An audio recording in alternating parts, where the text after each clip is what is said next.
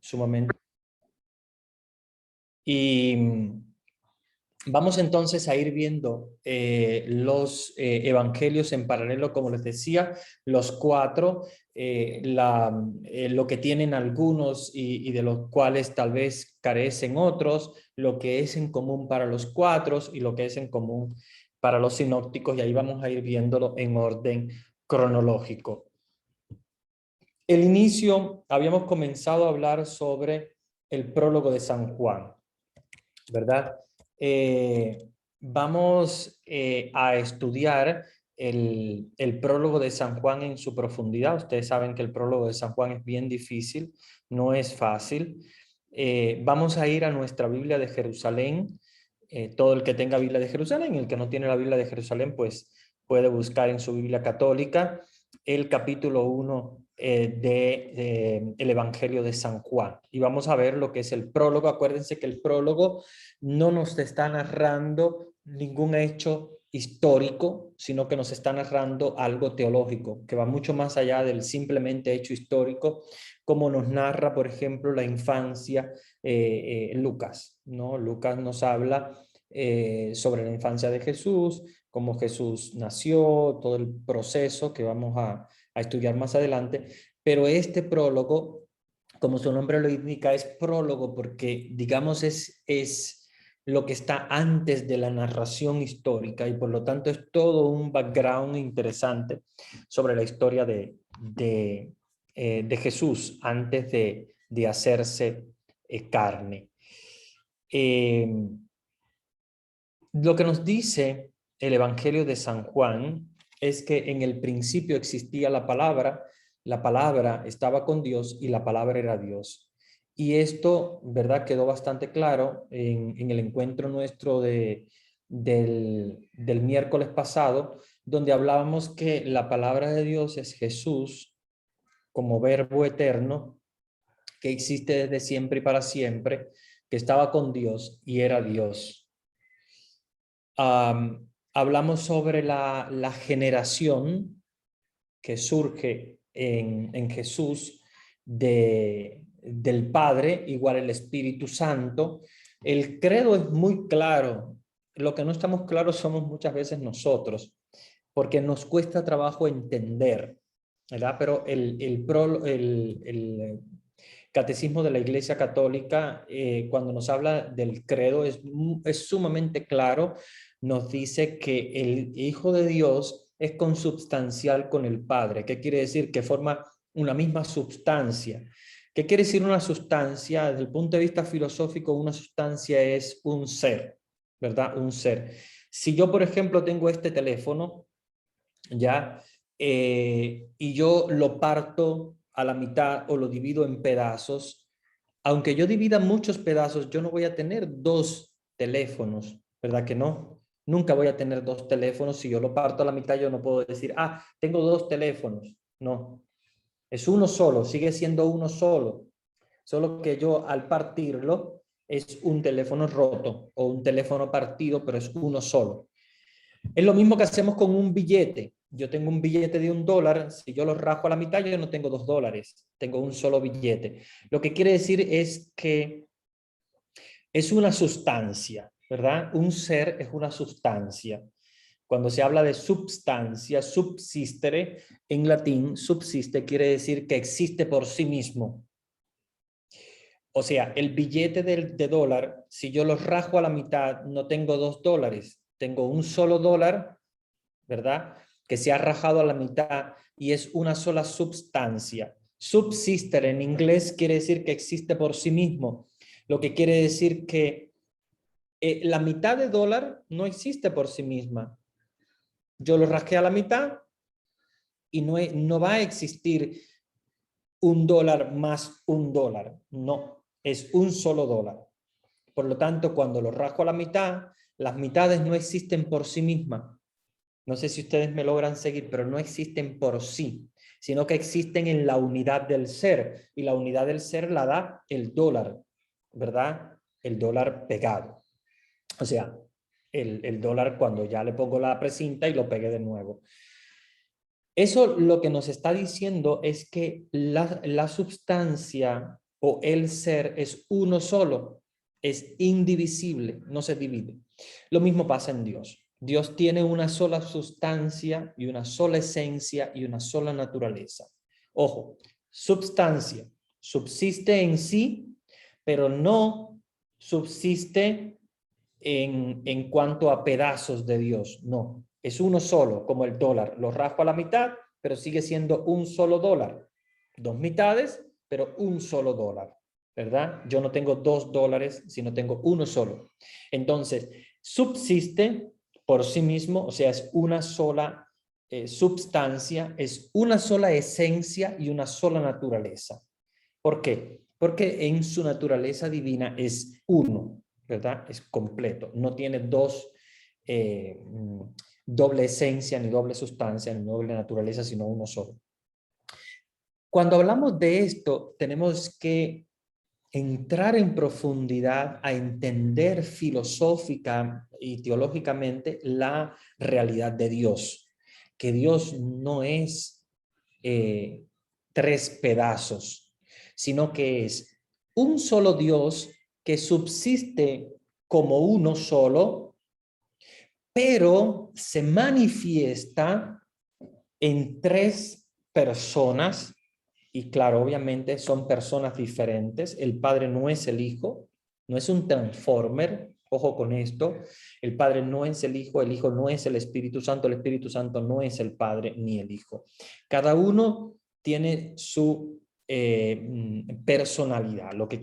Cuando llamamos persona en filosofía, quiere decir que como persona, como manifestación externa de la Santísima Trinidad, es una manifestación externa de la Santísima Trinidad, pero al interno de la Santísima Trinidad es uno solo, ¿ok? Es un solo Dios.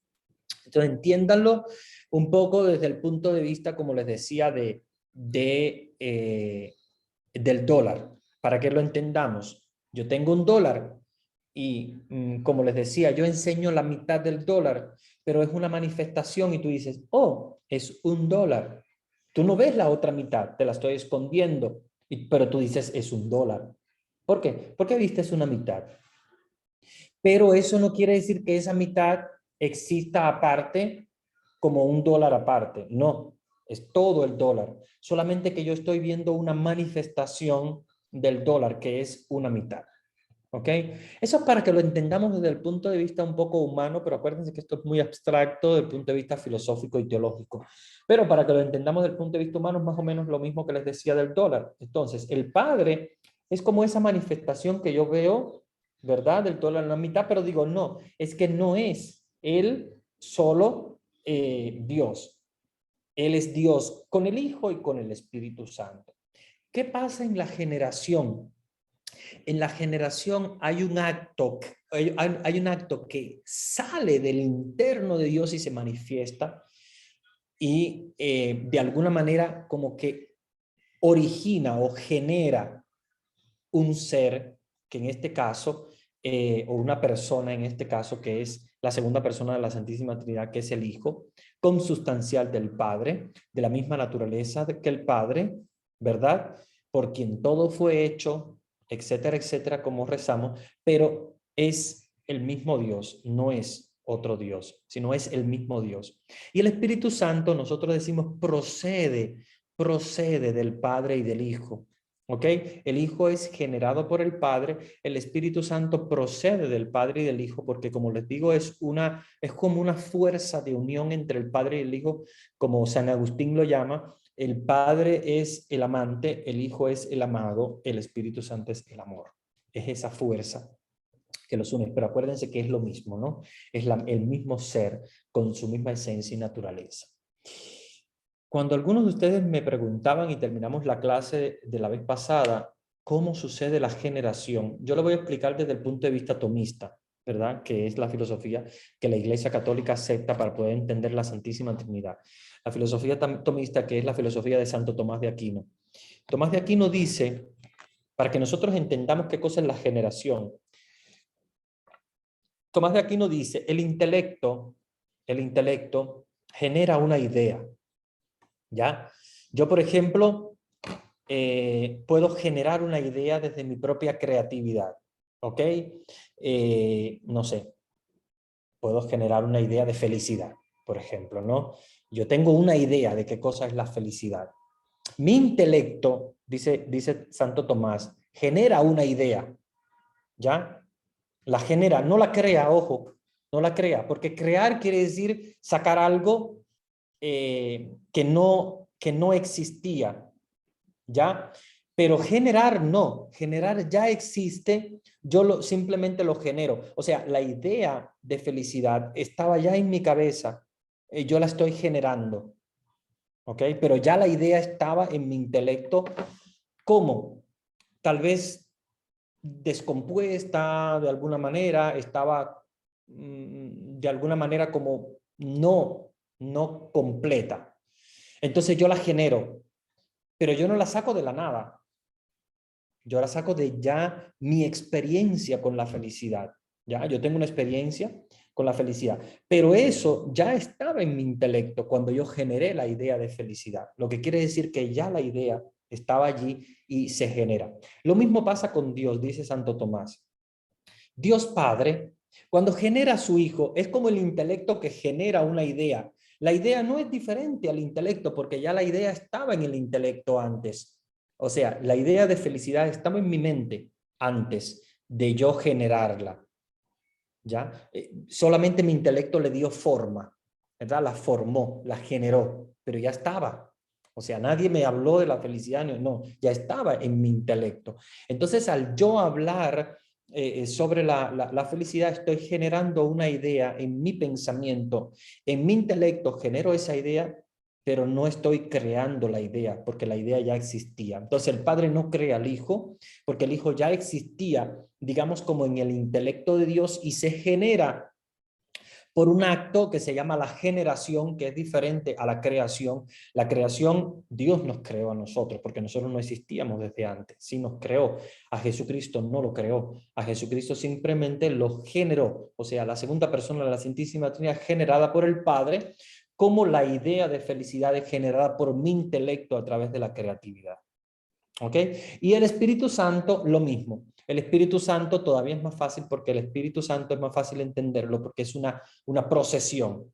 Procede del Padre y del Hijo. Procesión en filosofía es cuando ya existe, ¿verdad? Y simplemente lo que hay es como un mandato. Es el amor entre el Padre y el Hijo, es esa unión fuerte entre el Padre y el Hijo, que es una unión como de lazos de amor y procede a través de una misión. El Padre y el Hijo lo envían al Espíritu Santo. Entonces, lo que hace es que procede de ese amor tan fuerte entre el Padre y el Hijo, procede el Espíritu Santo, pero ya existía desde antes, porque antes ya el Padre amaba a Jesucristo como su palabra eterna, como verbo eterno en la mente de Dios. Digamos de alguna manera, acuérdense que Dios no tiene mente, es puro espíritu, mente tenemos los seres humanos, pero es para que lo entendamos desde las categorías humanas. Santo Tomás nos ayuda a entenderlo desde las categorías humanas, pero acuérdense que esto va mucho más allá.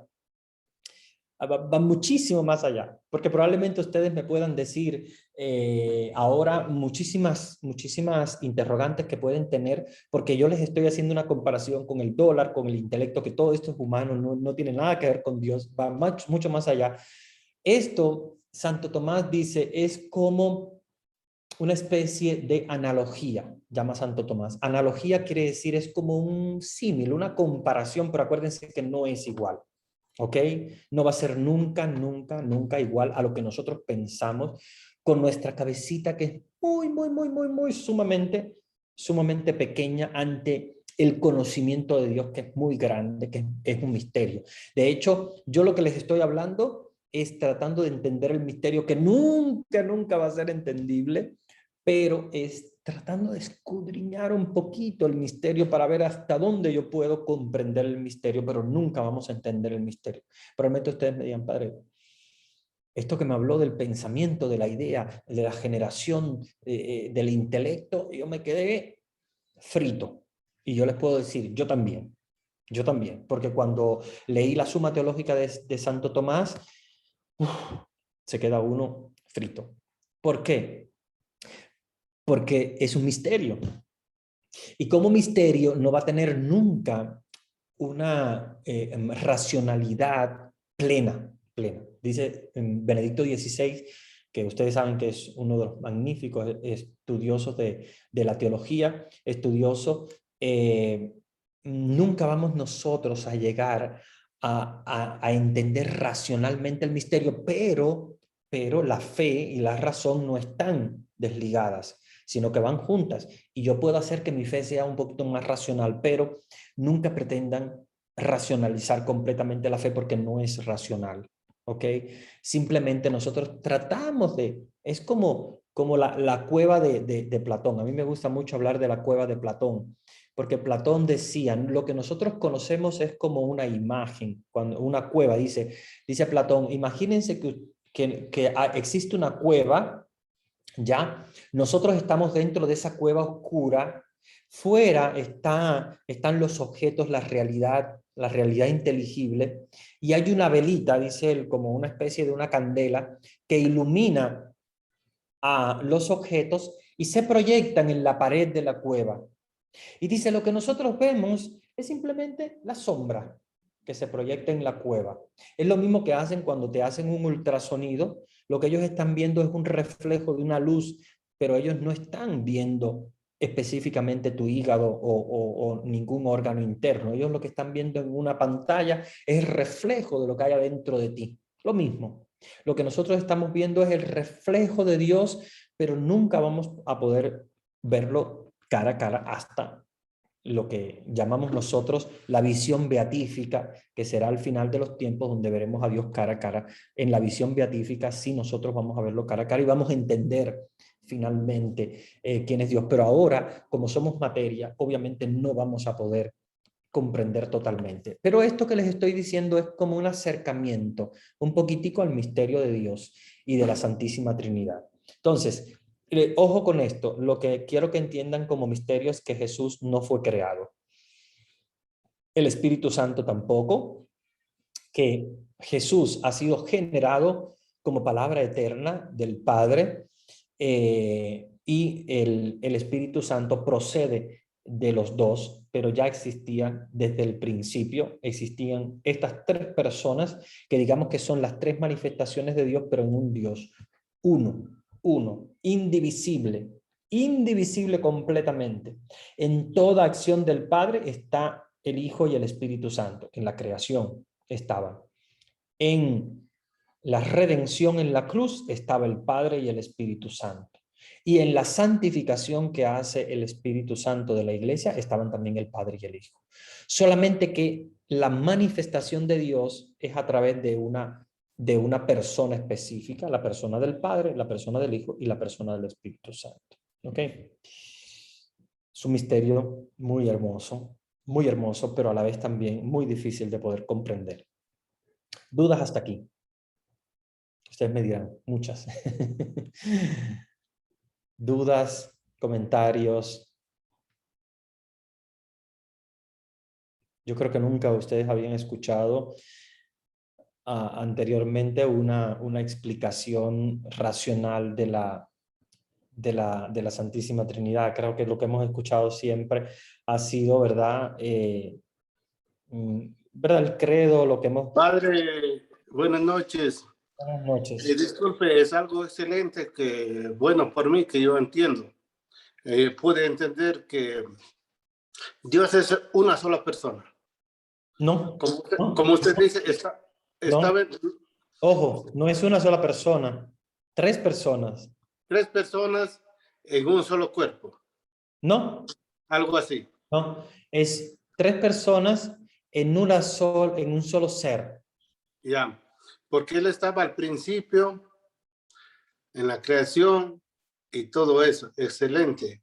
Y espero que todos entendamos porque es algo bonito. Yo por mí, no sé, el Espíritu Santo me da esa fuerza para yo entender. Excelente. Estamos conociendo, como dice en la Biblia, dice, si no me conoces a mí, pero conoces a Jesús y por medio de ello conocemos a nuestro Padre. excelente. Exactamente, exactamente. Y por ahí es que vamos, porque acuérdense que lo mismo Jesús nos dice, quien ha visto a mí ha visto al Padre, se lo dice a Felipe en el Evangelio, porque precisamente Jesús es el reflejo de Dios. Nosotros, la equivocación muchas veces es a nivel del lenguaje, ¿verdad? Como tú mismo dijiste, Dios es una persona y yo, ojo, cuidado, porque el lenguaje es el que nosotros tenemos que cuidar muy bien para no equivocarnos. Dios no es una sola persona, son tres personas, que eso es importante que lo entendamos. Tres personas, pero es un solo ser. A nivel, a nivel humano no es entendible porque todo el mundo dice, pues una persona es un ser y dos personas son dos seres, pero no, en Dios son tres personas y un solo ser. Porque persona en Dios no es lo mismo que persona en el ser humano. Persona en el ser humano es un todo, es diferente. Incluso aunque tengas un gemelo, eres diferente, es una persona. Persona en Dios, desde el punto de vista filosófico y teológico, es una manifestación, ¿verdad? Por eso es Boecio, que es el gran filósofo que nos habla de lo que es la persona, o sea, ¿qué cosa es una persona? Es una manifestación, ¿verdad? Una persona es una manifestación. Ahora, en Dios es un solo ser, pero se manifiesta a través de tres personas distintas y diferentes, porque obviamente son diferentes, pero es un solo ser, ¿ya?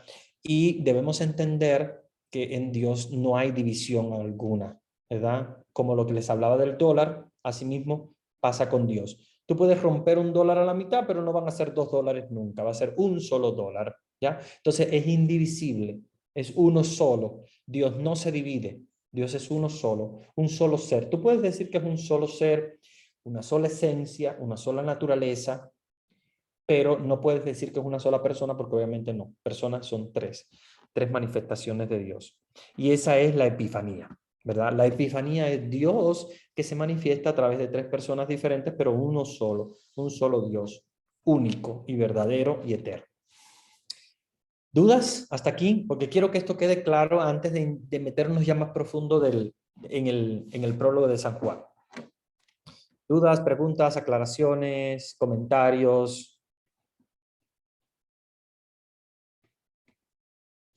No sé si están callados porque entendieron, no sé si están callados porque no entendieron, o todo está muy claro, o todo está muy oscuro, o... Padre, yo estaba pensando ahorita que usted nos estaba explicando con respecto a la Trinidad, que es algo como cuando nosotros las personas decimos, miren, estoy feliz, y si usted nos pregunta, bueno, ¿y qué es felicidad? Nos cuesta entenderlo, pero sentimos la felicidad. Yo estoy Exactamente, enamorado y alguien me pregunta, bueno, ¿y qué es el amor? No lo puedo definir, pero lo siento. exactamente, exactamente. Muy buena comparación, gracias por tu intervención, creo que es excelente, para que podamos entender de aquí en adelante la teología.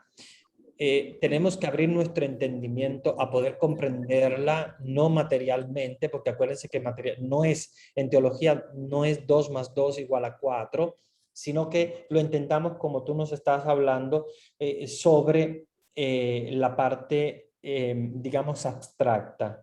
Cuando nosotros hablamos del amor, tenemos una idea que se llama abstracta. ¿Y por qué es abstracta? Porque no es una cosa concreta que te digo es 2, es 4, no.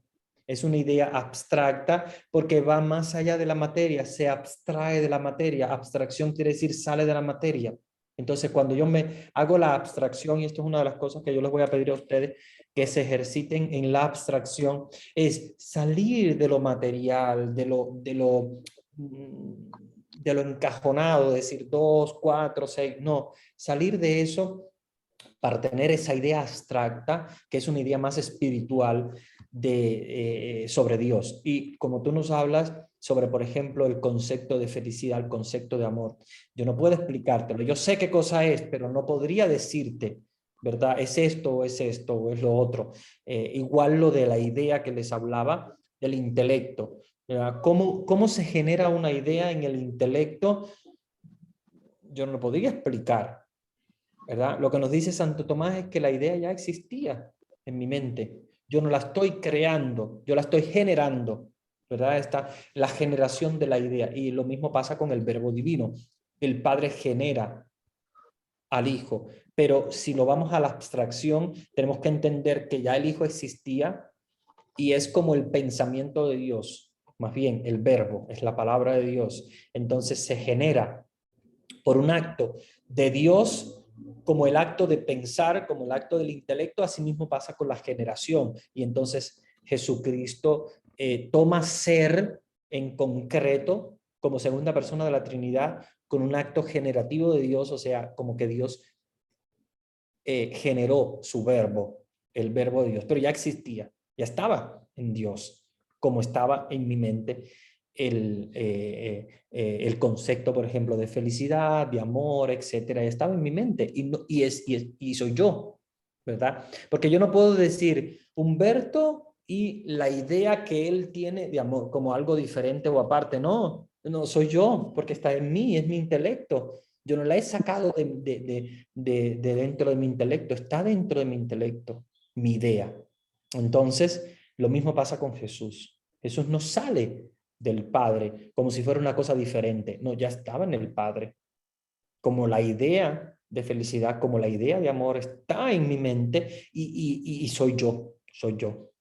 Esa idea soy yo, no es una cosa aparte de mí, porque está dentro de mí, convive dentro de mí y forma parte de mi ser. ¿Ok? Entonces esto es importante que nosotros lo podamos entender plenamente. ¿Alguna intervención, pregunta, comentario? Si no, vamos a seguir entonces adelante con el prólogo.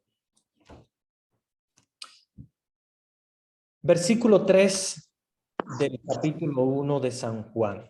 Todo se hizo por ella, estamos hablando de la palabra. Sin ella no se hizo nada de cuanto existe. Fíjense, todo se hizo por ella, por el verbo.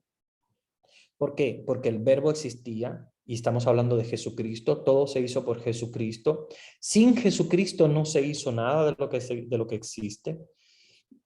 Entonces nos estaba hablando de que ya Jesucristo existía como palabra, como verbo de Dios, y que en el acto creador de Dios, cuando Dios dice, hágase la luz, ya estaba la palabra, era el verbo que se estaba manifestando.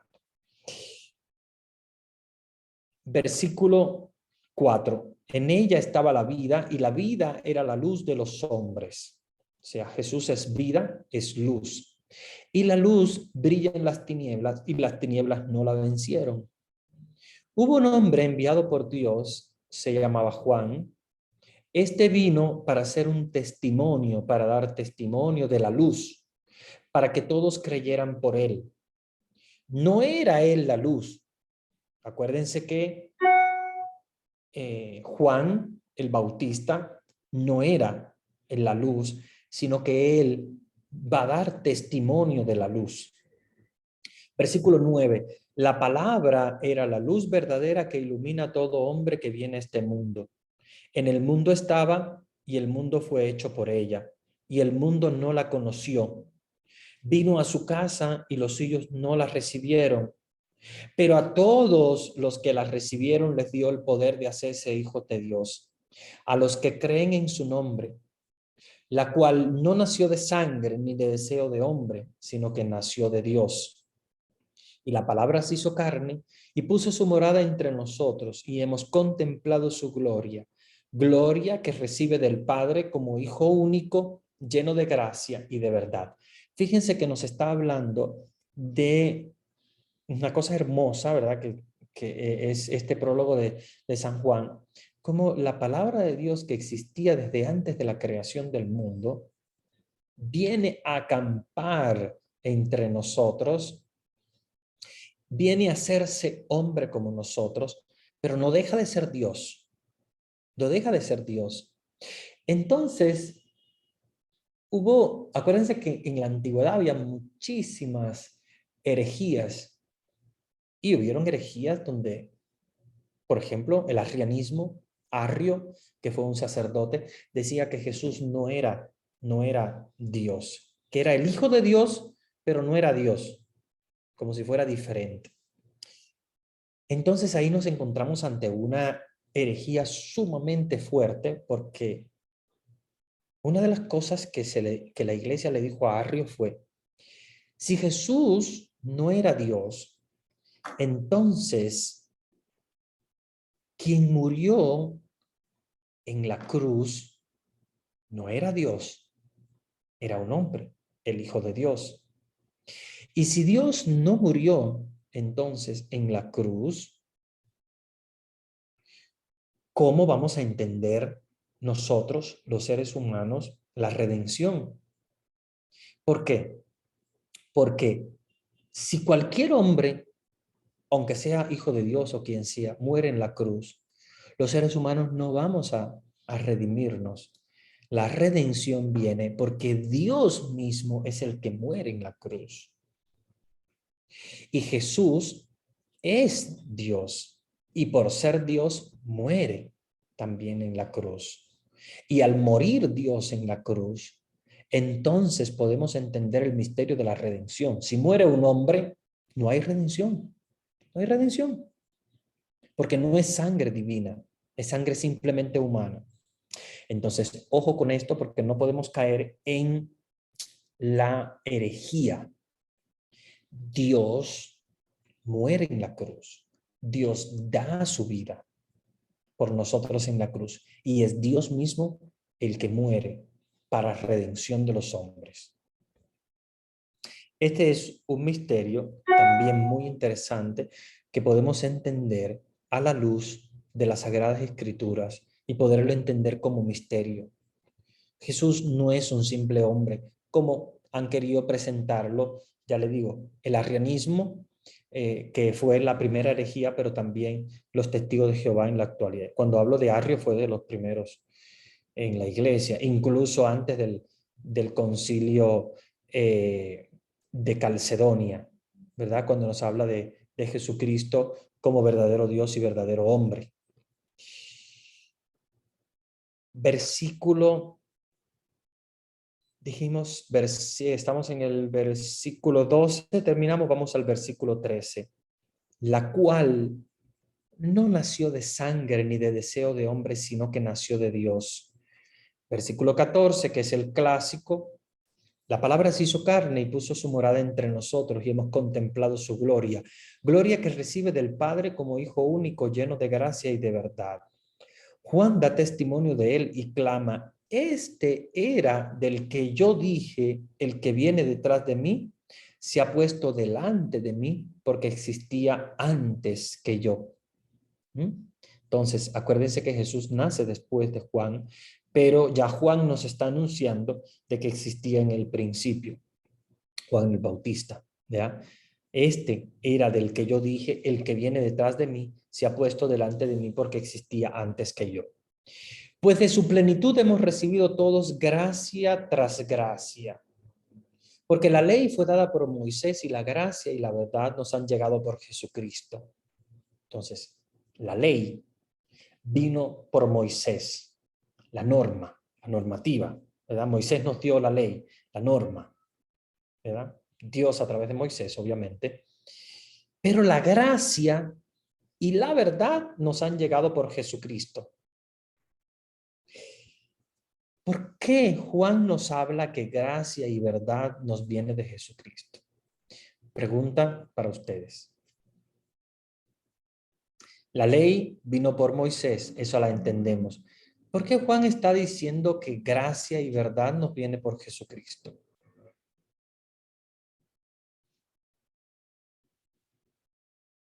Están muy calladitos hoy. Es la gracia de la salvación. Salvación, exactamente. Eterna, sí. Exactamente. Es la gracia de la salvación. Por eso es que hablamos de que la gracia nos viene de Jesucristo, porque es gracia redentora, es gracia de salvación. ¿Y por qué verdad? Ese está un poco más difícil. Porque está inspirada por el Espíritu Santo. Sí, está bien. Pero ¿por qué nos habla de verdad? Porque Jesús es la verdad. ¿Y por qué Jesús es la verdad? Hijo de Dios. ¿Y por qué? Palabra. ¿Por qué? Porque es la palabra misma de Dios. Ujú. ¿Y por qué siendo la palabra misma de Dios nosotros podemos decir que es la verdad? ¿Será por la promesa de Dios ¿Perdón? a través de Jesús? ¿Cómo? Pienso que es la promesa de la salvación que vino de Dios a través de Jesús. Sí, la promesa de la salvación que viene por medio de Jesús, pero nos está diciendo algo muy fuerte, nos está diciendo la verdad nos viene por Jesucristo.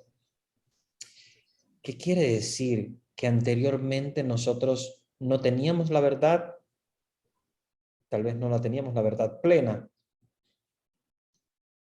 La verdad nos viene por Jesucristo. Piensen un poco, Dios se había manifestado anteriormente, pero no conocíamos a Dios. ¿Por qué no conocíamos a Dios?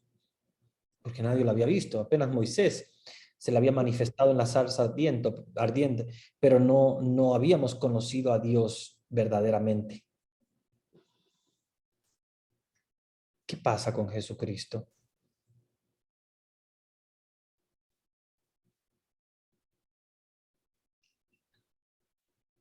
Porque el verbo se hizo carne, como dice. Claro. Que es la revelación de Dios. Exactamente. Dios se revela a la humanidad, o se da a conocer. Exactamente, ahí donde está. Ujú. Dios se había revelado anteriormente a los profetas, a los reyes, a los patriarcas, pero Dios no se había presentado él. Y en Jesús tenemos a Dios que se revela tal cual. O sea, Dios que viene a visitar a su pueblo. Anteriormente había mandado mensajes con profetas, con patriarcas, con reyes. En Jesucristo no. En Jesucristo Él no tiene mediador y por eso es que la Sagrada Escritura habla de que no hay mediador en el sentido de que tenemos a Dios cara a cara. Ya no tenemos una mediación, ya no tenemos un profeta, no tenemos un sacerdote o un patriarca. Tenemos a Dios mismo visitándonos a nosotros y por lo tanto lo vemos cara a cara. Es Él, es la revelación misma de Dios. Y por eso es que dice la verdad nos llegó por Jesucristo. No porque anteriormente fuera mentira, sino porque anteriormente teníamos la verdad, pero poquito de la verdad. En Jesucristo tenemos toda la verdad. Dios se nos había manifestado anteriormente en el Antiguo Testamento, pero un poquito, digamos así, no totalmente. La totalidad de la revelación nosotros la tenemos en Jesucristo, ya la totalidad completa. Ya no hay más nada que entender fuera de Jesucristo, porque Él es Dios. Dios mismo se ha manifestado. ¿Ya?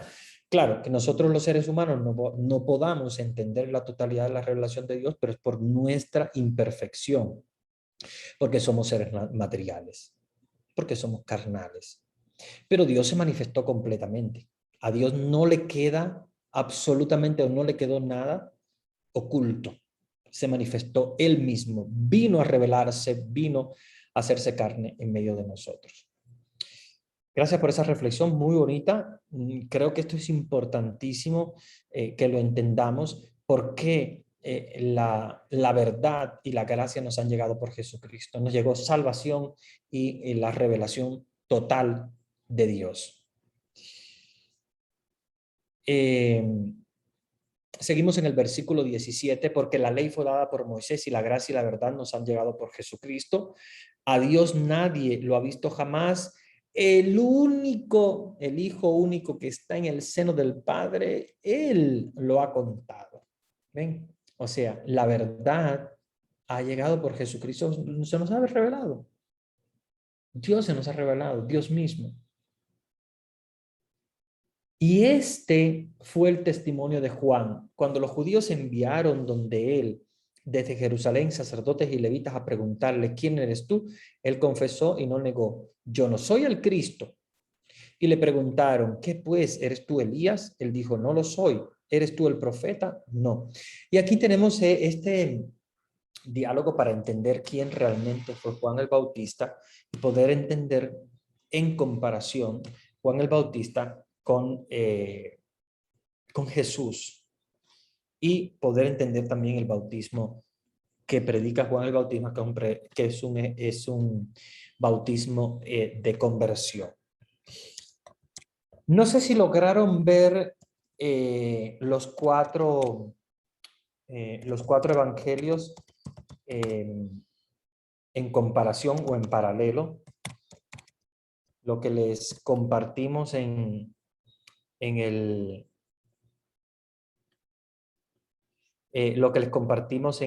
canal, porque es sumamente importante esta concordancia de los evangelios. Si lograron verla, estoy muy contento porque creo que esta es la idea de nuestro curso, que ustedes también después de la clase puedan hacer su reflexión. Quiero que hablen un poquito, me digan algún comentario antes de empezar a ver en paralelo, después del prólogo, entender lo que es la infancia de Jesús, su misión, etc. Quiero algún comentario, si quieren compartirlo, qué les ha parecido, qué les pareció este esquema, les ha servido, no les ha servido. Coméntenme un poquito sobre el esquema de los 4 evangelios en paralelo.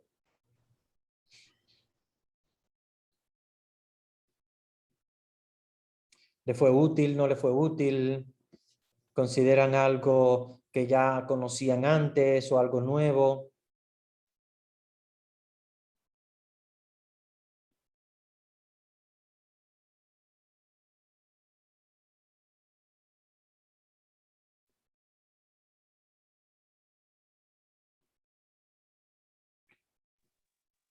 Padre, Sí. con respecto a la palabra que usted manifestó de hoy, la verdad, ¿verdad? Uh-huh. O sea, en ese caso, por lo consiguiente, siempre mencionamos la palabra, leemos la palabra verdad, ¿verdad? Porque cuando Jesús dice, yo soy el camino, la verdad y la vida. Pero, o sea, como que no nos profundizamos concretamente a la palabra verdad. O sea, ¿por qué? Cuando usted manifiesta eso, del por qué era la verdad. ¿Por qué es la verdad, me ha dicho? Entonces, ya que ahora, ya en este sentido, sí, ya estoy más claro. Uh-huh. Entonces, por eso, con más certeza al momento de anunciar la palabra del Señor, pues con qué claridad se debe decir la palabra viva. ¿Por qué? Porque Dios mismo sale a la verdad, que se manifiesta ya a su pueblo, ya que se da a conocer, porque como usted menciona, anteriormente no se había dado a conocer, solo únicamente hablaba a través de los profetas, ¿verdad? Entonces, ya en este caso, sí, concretamente ya lo estamos ahí sí que disfrutando ya en el sentido, aunque no vemos la finosomía de Jesús, pero sin embargo creemos por la fe que está escrita en su palabra y por lo consiguiente, pues que Jesús vino aquí al mundo, ¿verdad? Y en esto, pues es un fomento para mí, pues, de modo para poder continuar. Gracias, Padre. Perfecto, genial. Gracias por tu intervención y precisamente eso es lo que queremos, que podamos ir entendiendo y haciendo exégesis bíblica, porque a veces uno escucha, ¿verdad?, hablar Jesucristo es la verdad, pero pues sí, lo repetimos porque lo dice la Biblia. Dice, ¿por qué Jesús es la verdad? Pues la Biblia lo dice. Sin embargo, ahora ustedes están entendiendo más en profundidad. Porque la Biblia dice que Jesús es la verdad. Entonces, es Dios mismo que viene a manifestarse y por eso es que decimos que Él es la verdad. ¿Por qué? Porque ya no vamos a tener una idea de quién es Dios, sino que vamos a tener a Dios mismo delante. Una cosa es la idea de Dios y otra cosa es la realidad y la verdad de Dios. Una idea puede estar errónea, puede estar equivocada. Sin embargo, la verdad no. Y acuérdense que Jesús es la verdad absoluta. No es tampoco cualquier verdad. Porque hay verdades a medias, hay verdades incompletas, porque puede pasar, ¿verdad? Hay una verdad a media. Sí, no es mentira, es verdad, pero no es completa la verdad, está a medias. Sin embargo, Jesús es la verdad completa, es la verdad absoluta. Imagínense cuando algo se hace pleno, 100%, 1000%, lo que sea. Es la totalidad de la verdad. No hay una verdad fuera de Jesucristo. ¿Por qué? Porque Él es la totalidad de la verdad. Él es la imagen completa de Dios. Es Dios mismo delante de nosotros. Muy bien. Hay una pregunta en el chat, Padrecito. ¿Por qué en Él reside toda la plenitud de la divinidad corporalmente, igual a Jesús? Muy buena pregunta. ¿Por qué decimos que en Él reside la totalidad de la divinidad? Bien. Esto es también otra de las reflexiones que hizo la Iglesia al principio. Hay parte de divinidad en el Espíritu Santo, hay parte de divinidad en el Padre y hay una parte de divinidad en el Hijo. Ahora yo les pregunto a ustedes, ¿ustedes creen que hay una parte de divinidad en el Padre, una parte de divinidad en el Hijo y una parte de divinidad en el Espíritu Santo? Como que la divinidad se ha dividido en partes. No, 100% es, Padre. Eso no, 100% un es solo Dios verdadero. Exactamente. Como es un solo Dios verdadero, el 100% de la divinidad reside en el Padre, el 100% de la divinidad reside en el Hijo y el 100% de la divinidad reside en el Espíritu Santo. Corporalmente en el Hijo, porque obviamente es el único que se hizo cuerpo, se hizo carne entre nosotros, pero en la carne de Jesús reside el 100% de la divinidad de Dios. Es Dios 100%, no es un pedazo de Dios, es Dios 100%. Solo que si en Jesús, digamos que hay una doble naturaleza, que es una naturaleza humana y una naturaleza divina. La parte humana de Jesús, digamos, a la cual le llamamos Cristo, Jesús, Cristo, la parte humana, es 100% humana, ¿verdad? No es como también otro de las herejías en la iglesia, es de personas que pensaban que Jesús era como angelical y lo que veíamos del cuerpo de Jesús era simplemente un reflejo y no era cuerpo verdadero. No, no. En Jesús está el cuerpo 100% de un hombre, con todo, menos el pecado. Menos el pecado, pero todo, con sentimientos, con llanto porque llora ante la muerte de su amigo Lázaro, con enojo porque se enoja con los mercaderes del templo, con todos los sentimientos de alegría, de enojo, de miedo ante la cruz también. Es un hombre 100%, pero es un Dios también 100%. Pero en Jesús se combina esa doble naturaleza de humana y divina. Pero la naturaleza divina de Dios en la segunda persona de la Santísima Trinidad está completa. 100%. No es parte, sino 100% Dios. Es lo mismo cuando hablamos de la transubstanciación. No voy a empezar a hablar de esto porque obviamente yo sé que van a venir muchas preguntas y dudas sobre esto, porque es otro misterio también interesante que es lo que sucede en la misa con la hostia y el vino. Es todo. Esto nada más es para que ustedes entiendan la semejanza que quiero darles. En la hostia no deja de ser pan. O sea, sabe a pan, tiene el color del pan, tiene la textura del pan, porque esos son los accidentes. Por eso accidentalmente no deja de ser pan, accidentalmente, pero sustancialmente es cuerpo de Cristo 100%. Y en la hostia está todo. Está Jesucristo en su alma, en su divinidad, totalmente. Y cuando recibimos la comunión, recibimos a Jesucristo 100% en su divinidad. O sea, Dios que viene a visitar el alma del creyente. Asimismo pasa en Jesús. Jesús no deja de ser cuerpo. Sangra, tiene sentimientos, tiene emociones como ser humano, pero tiene la totalidad de la divinidad como segunda persona de la Santísima Trinidad, como Dios que es. No deja de ser Dios. Es Dios 100%. Lo mismo pasa en la Santísima Hostia. Es una comparación, no quiero entrar en la filosofía de la transustanciación porque aquí no terminaremos hoy. Y es otro misterio que yo quiero explicarlo con más calma cuando lleguemos a ese misterio. Pero no quiero ahondar mucho porque ya hoy tenemos, tenemos bastante con el misterio de la Santísima Trinidad y de la divinidad en Jesús. Pero para que ustedes entiendan que igual pasa en la hostia, es Jesús 100% divino y se manifiesta, claro, con los accidentes. Los accidentes quiere decir que es todo aquello que es visible. Lo visible es lo que yo veo.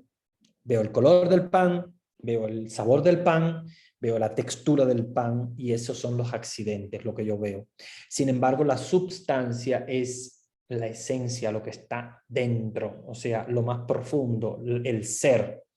El ser del pan deja de ser pan absolutamente y se convierte en Jesús 100% en su alma y en su divinidad.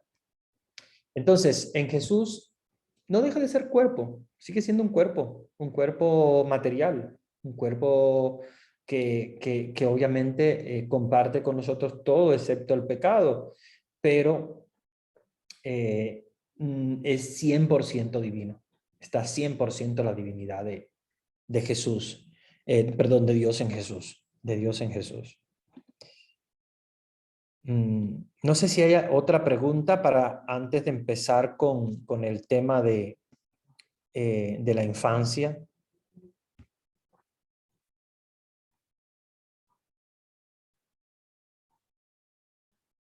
No hay preguntas, no hay comentarios. Hoy todos están muy concentrados. Padre, Sí, adelante. sí, solamente con lo que usted comentaba del paralelismo de los evangelios. ¿Qué nos sirve o qué? ¿Cómo? Esa era una de las preguntas que hacía. Quizás no en esta semana, sí lo vi así, no profundo, pero sí lo pude ver un poco y también lo he usado en algunas ocasiones, sobre todo cuando uno puede ver un texto, inmediatamente uno puede ver cómo cada evangelista puede narrar o lo presenta según su tiempo,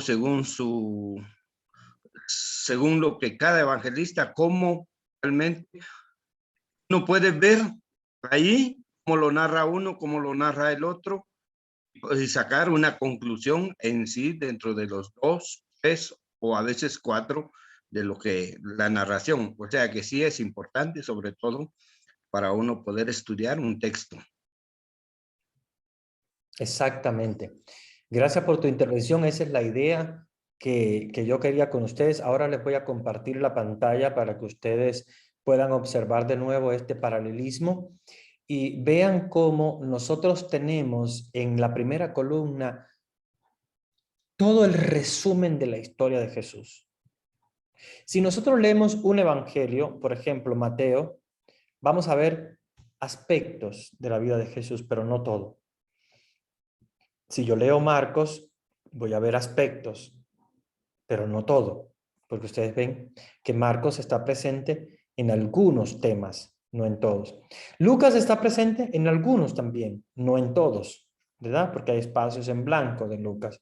Igual también Juan narra algunas cosas, pero no todas.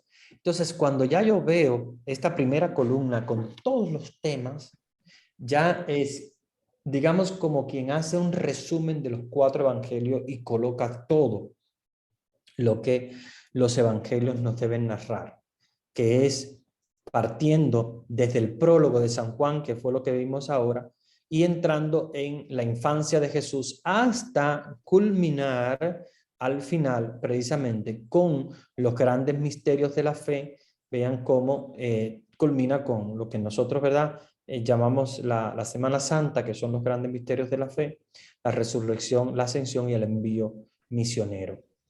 Y el último, ustedes saben que es Juan con su conclusión, ¿verdad? Marcos con el inicio de la gran misión, que es el envío, y Juan con la conclusión que hace. Todos estos temas son temas muy, muy interesantes, ¿verdad? Son temas muy importantes que nos narran toda la historia de Jesús. Y ahora yo quiero que ustedes puedan conmigo ir repasando cada uno de estos aspectos, porque vamos a ir entrando un poquito más en profundidad en cada uno de ellos. Vean, nosotros aquí, cuando hablamos de la infancia de Jesús, vamos a hablar solamente de Mateo y de Lucas. Marcos no habla de la infancia de Jesús. Marcos empieza ya directamente con la predicación de Juan el Bautista. Y Juan nos habla del prólogo y luego va directamente a Juan el Bautista también, como vimos en el Evangelio de Juan. Nos habla de Jesús, el Cordero de Dios, que lo manifiesta Juan el Bautista y la predicación de Juan el Bautista. Entonces, el primer acontecimiento que nosotros tenemos es el anuncio del nacimiento de Juan el Bautista, ¿verdad? Se anuncia el nacimiento de Juan el Bautista, como ustedes saben, se produce a través de un milagro. Ya Jesús empieza a hacer los milagros, incluso antes de nacer, con la concepción de Juan el Bautista en un vientre estéril. ¿Y esto qué nos dice a nosotros, los creyentes? Que para Dios no hay nada imposible. Para Dios no hay nada absolutamente imposible. Dios tiene el poder sobre la creación, Dios tiene el poder sobre la totalidad de todos los eventos naturales y sobrenaturales, y Él quiere hacer un milagro, ¿verdad? Sabemos que Isabel, en este caso, pues era estéril. Zacarías quería ver al Hijo de Dios, quería ver la redención y no quería morirse antes de verlo, ya era un anciano. Y resulta que ellos conciben a Juan el Bautista. Luego se nos anuncia el nacimiento de Jesús, es el mismo Lucas también, que en el capítulo 1, versículo del 26 al 38 nos anuncia el nacimiento de Jesús. Un nacimiento virginal, como ustedes saben, y el proceso del nacimiento de Jesús, como ustedes saben, se produce ante un acontecimiento, ¿verdad?, muy importante, y que es el que marca el sitio donde Jesús va a nacer, que es el censo al cual José tiene que participar y tiene que ir, y en Belén entonces sucede que María da a luz al niño.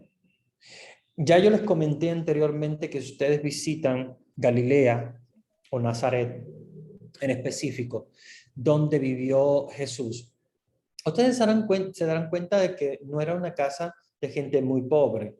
José tenía posibilidades, ¿verdad? Y dentro de, como sabemos, José es el patrono del trabajo y de los trabajadores.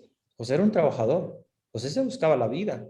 José tenía una buena, no era un rico, no, absolutamente no era un rico, pero sí tenía las posibilidades de darle una buena vida a Jesús. Pero Dios quiere que su hijo no nazca en esa casa. Dios quiere que su hijo nazca en la pobreza. Y por eso es que se da todo el acontecimiento para que María dé a luz específicamente en un establo. ¿Para qué? Para manifestar Dios su grandeza, para manifestar su omnipotencia en medio de los humildes. En medio de los humildes.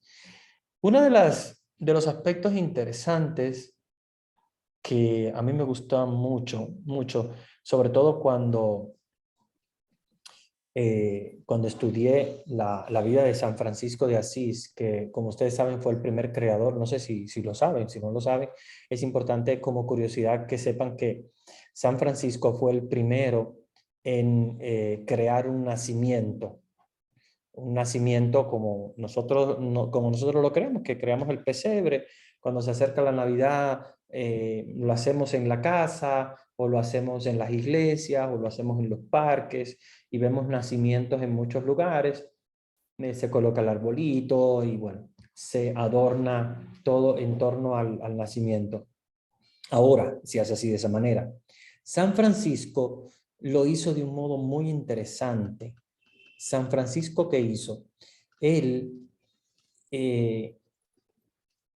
hizo un nacimiento, pero no como nosotros lo hacemos en la actualidad con figuras de yeso. No.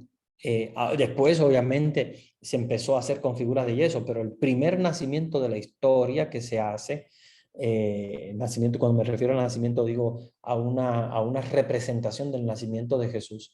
La primera que se hace, que fue San Francisco, la hizo viviente, el nacimiento viviente, que ahora en la actualidad en muchos lugares lo hacen. En Italia se hace mucho, y yo sé que en otros países también tienen esa tradición de hacer los nacimientos vivientes. ¿Y a qué me refiero con nacimientos vivientes? Que se colocan personas, se coloca una María, se coloca un José, se coloca un niño, se colocan los animales, el establo, todo como real. Nosotros lo hacemos en nuestra casa con figuras de yeso, pero no, el original que hizo San Francisco de Asís fue con figuras reales. Y lo interesante de todo, que a mí me encanta, es San Francisco. ¿Saben lo que hizo en ese nacimiento real? Él se acostó en el sitio donde nació Jesús, en el pesebre precisamente, y lo hizo como una experiencia espiritual. Lo hizo para él vivir lo que vivió Jesús en ese momento. Y fíjense qué interesante, porque estamos ante una experiencia mística, una experiencia religiosa, espiritual profunda, de un hombre que quiere vivenciar lo que pasó Jesús, lo que vivió Jesús en ese momento. Era una criatura, era un recién nacido, pero estaba en un pesebre, no estaba en una cuna, no estaba en una casa hermosa.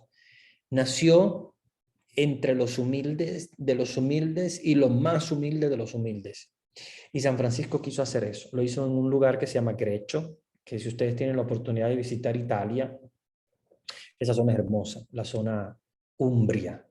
La zona Umbria y Toscana son de las regiones mías preferidas en Italia, porque son hermosas a nivel de vegetación y todo. Pero en medio de ese monte, porque es un monte, pero es una belleza. Imagínense en la época de San Francisco, vivenciar espiritualmente el nacimiento de Jesús en el pesebre y quedarse en oración, quedarse en contemplación para contemplar lo que Jesús vivió en medio de animales. En medio de animales, encima de un pesebre hecho con paja de animales. Y esto es lo que hace grande a la historia de nuestro Dios. Fíjense que lo que antes habíamos hablado de la palabra que se hizo carne, estamos hablando de Dios. Imagínense que Dios es el perfectísimo por encima de todo, se hace más humilde de cualquiera para nacer en medio de un pesebre. Y eso se llama anonadamiento, ¿verdad? Se llama anonadamiento, que se hace nada. De un todo se hace nada. Se aniquila completamente, se rebaja para nacer en medio de los animales, en el pesebre, con los humildes, con los pastores, que recuerden que eran los más humildes de aquella época. Y el nacimiento de Jesús sucede en esa realidad. Sabemos que no fue un 25 de diciembre, eso está súper claro. 25 de diciembre es la fiesta del sol, es la fiesta que celebraban antiguamente para celebrar el solsticio del invierno, cuando los días empiezan a ser más grandes que las noches. Y se colocó allí porque no se sabía exactamente el nacimiento de Jesús cuándo había sido, y entonces se comenzó a celebrar lo que los romanos celebraban como la fiesta del sol. Nosotros, los cristianos, dijimos, bueno, pero para nosotros, para ellos era el Dios Sol, para nosotros el sol que nace de lo alto, que lo dice precisamente Zacarías en el Benedictus, es Jesús. Jesús es el que se manifiesta como el sol nacido de lo alto. Por lo tanto, vamos a darle el puesto de ese Dios Sol, que le llaman los romanos Dios Sol, al Dios verdadero, a Jesús.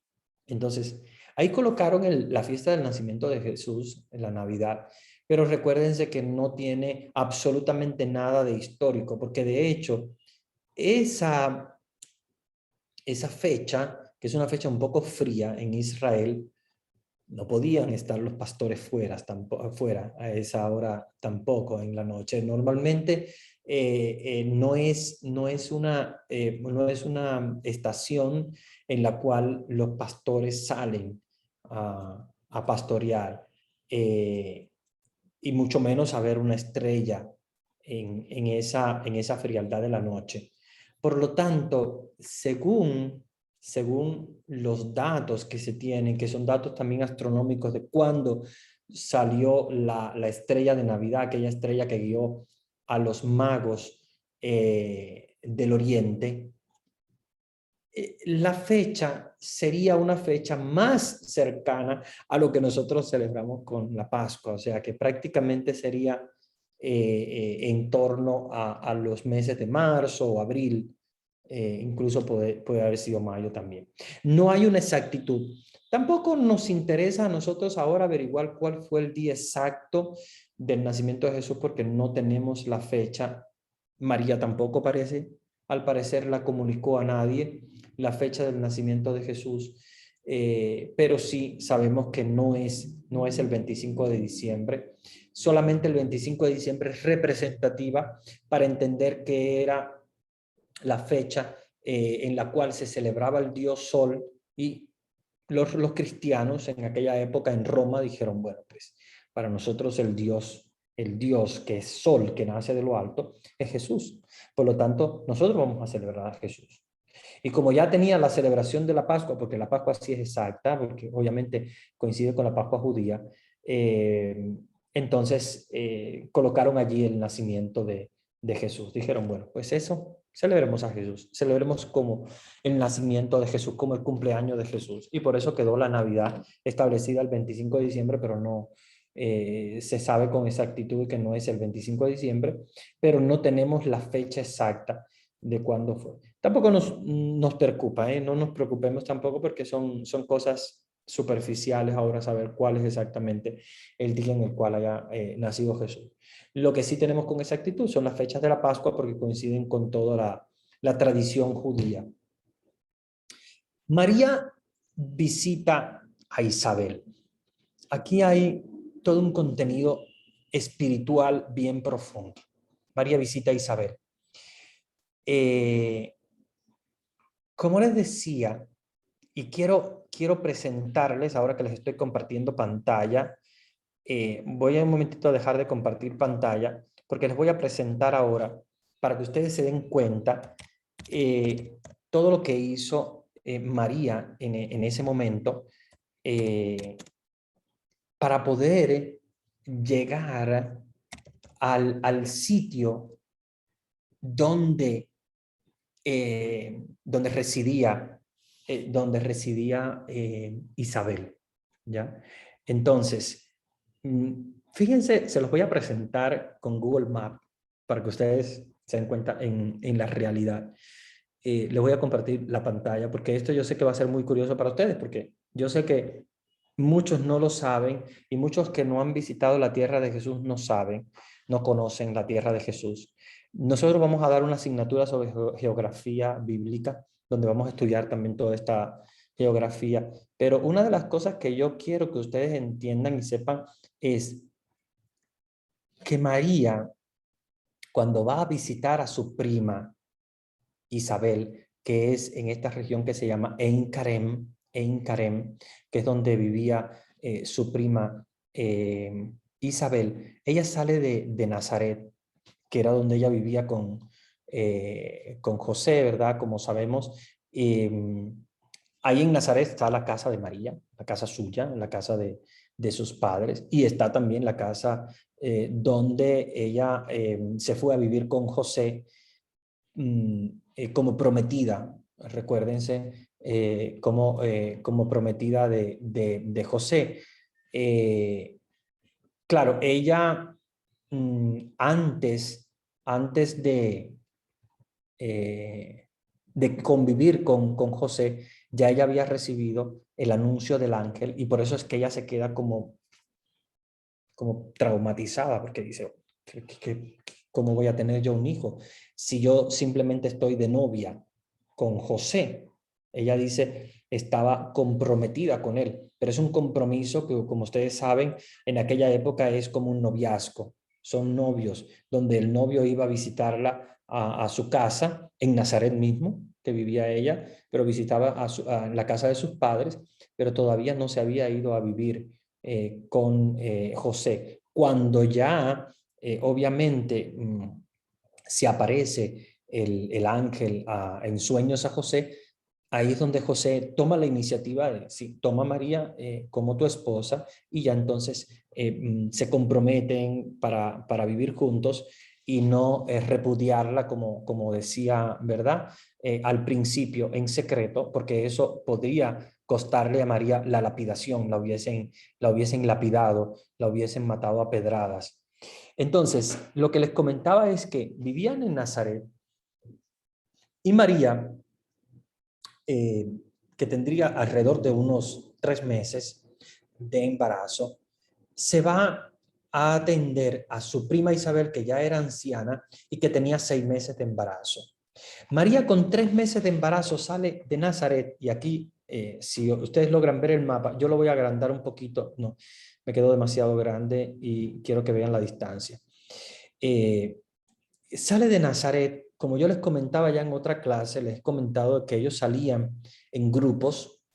¿Por qué? Porque en todo este camino habían asaltantes, y obviamente podrían asaltarlos, pero si iban en grupo con hombres, con más gente, pues era más difícil que obviamente les asaltaran, aunque de todos modos ustedes saben que asaltos en la tierra de Jesús pues habían y existen muchísimos. De hecho, Jesús, cuando narra del buen samaritano, que dice que va bajando la montaña y lo asaltan y lo dejan sin nada, es algo normal que pasaba, ¿verdad? Jesús eso no se lo inventó, era algo que normalmente pasaba en la tierra de Jesús, pero claro, obviamente cuando un hombre va solo.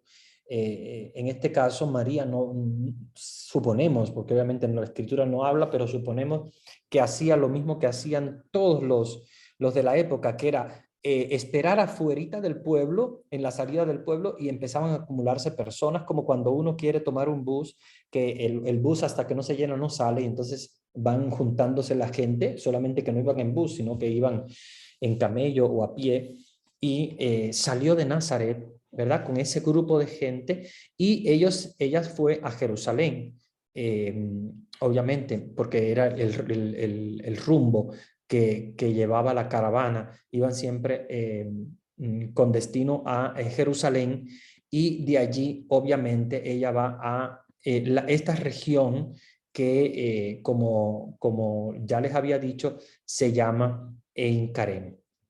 Tel Aviv es aquí está, que es la capital de Israel.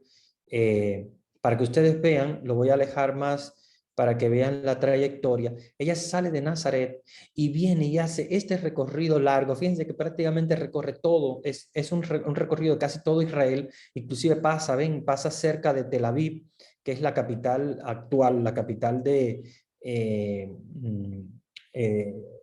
Israel, incluso también pasa cerca de Jerusalén, y se va directo a Ein Karem, que es esta región montañosa. De hecho, si ustedes ven en Google Maps, la región montañosa nos la da con el verde. Ven que está completamente rodeado de montañas, una región montañosa. O sea, María tiene que haber subido aquí, en este pedazo tiene que haber subido y bajado montañas en cantidad. Fíjense, y ahora quiero que se fijen no solamente en esta trayectoria del mapa de Israel, sino en esta parte que el Google Maps nos ofrece, que es yendo en carro, y yo de hecho lo hice en bus, es alrededor de 1 hora y media, 1 hora con 36 minutos. Esto es yendo en carretera, en carro. Si una persona va a pie, son 30 horas. Estamos hablando de más de un día caminando. Y eso era lo que hacía. Y eso fue lo que hizo María. María hizo alrededor de unas 30 horas caminando. Claro, no se hacía en un día. Muchas veces ellos lo hacían en una semana. Caminaban unas 4 o 5 horas, después caminaban otras 4 o 5 horas, 4 o 5 horas, y lo hacían muchas veces en una semana. Muy probablemente María se haya demorado, yo estoy casi 100% seguro de que se haya demorado alrededor, como mínimo, una semana. Una mujer de 3 meses de embarazo, fíjense qué fortaleza, claro, en una muchachita, estamos hablando de una niña, de una adolescente prácticamente, o sea, fuerzas tenía, energías pues le sobraban. No estamos hablando de una persona anciana como en el caso de Isabel. Estamos hablando de una persona con mucha energía, con toda una vida por delante, y tampoco estamos hablando de una mujer en términos de embarazo, sino una mujer en sus primeros meses de embarazo, por lo tanto una mujer muy, muy normal, con unas capacidades de poder haber hecho este viaje, sea en camello, sea a pie, en alrededor de una semana más o menos. Y fíjense cómo el mismo Google Maps nos está dando también toda la trayectoria, cómo se suben y bajan montañas, porque es una región, ¿verdad? La región de Encarín es bastante montañosa. Entonces, María hace todo eso. ¿Por qué yo les he querido presentar el Google Maps para que ustedes lo vean? Porque esto yo no lo sabía, y cuando yo pensaba antes, cuando leía este pasaje bíblico, María se fue a la región de la montaña a visitar a su prima Isabel, uno siempre piensa, bueno, María sale de su casa, sube una montaña, baja la montaña y ahí se encuentra la casa de su prima Isabel. Nada de eso. María hizo un sacrificio grande, y esto es teológico para poder entender cuánto es María servidora. Cuando nosotros llamamos María servidora de la palabra, cuando llamamos a María la servidora de Dios, estamos hablando de una María que se sacrifica a un extremo grandísimo. O sea, es una mujer que estando embarazada, que habiendo tenido todo este mundo convulso en la mente de lo que Dios le estaba poniendo por delante, de la misión de ser la corredentora, de aceptar el sí, a pesar de que ella tenía una serie de dificultades grandes, una vida que ella quería con José, que se le tronchó por delante completamente, Dios le cambió la historia. María no piensa en su problema. María no piensa en su situación. María piensa en que tiene una prima que es anciana, que está embarazada, que va a dar a luz y que ella tiene que ayudarle. Como cristiano, a mí tiene que darme un ejemplo. A mí como cristiano tiene que darme un ejemplo que esto es una mujer sacrificada, que es una mujer que ha sido elegida por Dios para ser la madre de su hijo, pero sin embargo sigue siendo una mujer sacrificada. Y por eso la vemos después en las bodas de Caná, preocupándose por el que no tiene vino, por los novios que van a hacer una fea figura sin vino. Es una mujer sacrificada, es una mujer presente, es una mujer trabajadora, es una mujer servicial, es una mujer que ustedes le pueden poner cualquier virtud. Entonces, cuando ustedes estén rezando el Santo Rosario y piensen en el misterio de la visitación, digan, qué misterio más grande, qué mujer más grande, qué mujer servidora, qué mujer entregada, una mujer que se olvida de sus problemas, una mujer que sale a caminar alrededor de 30 horas en la montaña para poder encontrarse con una situación de dificultad para atender, para ayudar, probablemente a lavar los trastes, a lo que sea que haya ido, a limpiar, o a lo que sea que haya ido, fue a servir.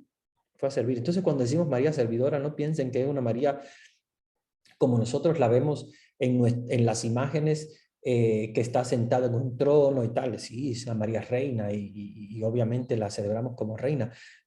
Pero María en la vida real, María no estaba sentada en un trono.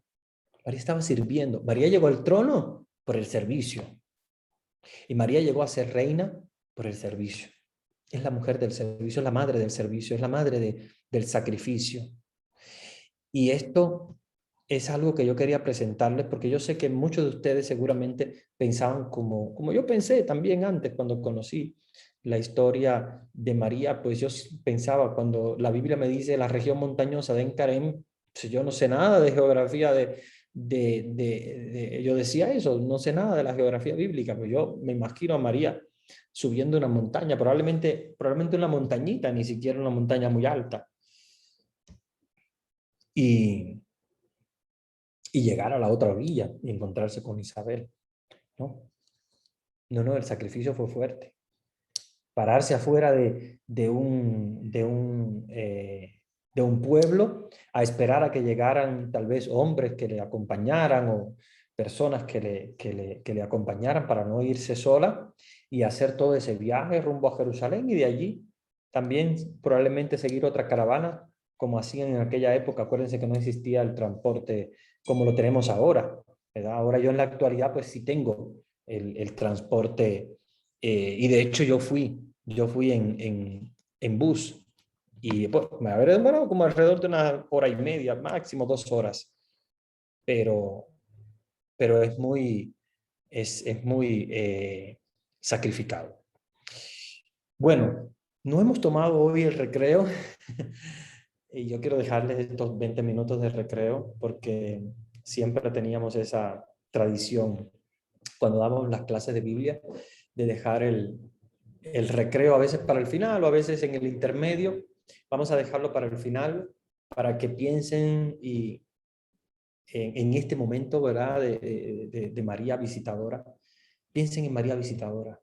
Piensen en María Visitadora. Y hoy cuando vayan a dormir, cuando oren el Ave María, piensen en María Visitadora y piensen en el sacrificio que hizo María, probablemente descalza o quién sabe, con algunas sandalias, pobrecita, atravesando toda esa montaña llena de polvo y llegar a Encar en una distancia sumamente larga. Voy a darles la bendición. Voy a darles la bendición de Dios para que ustedes hoy vayan con ese pensamiento a dormir y a orar. Piensen en María Servidora y piensen cómo nosotros tenemos que imitar el ejemplo de María, sacrificada, servicial, amorosa, Virgen Santa, ¿verdad? Vamos entonces a pedir la bendición a Dios por intercesión de nuestra Madre María, por sus méritos, por su vida, por todo el sacrificio que hizo, por todo el amor que entregó a su Hijo y a los demás, y a toda la humanidad, a su familia y a toda la humanidad. El Señor esté con ustedes. Y la bendición de Dios Todopoderoso, Padre, Hijo y Espíritu Santo, descienda sobre ustedes y permanezca para siempre. Amén. Hermanos, los voy a dejar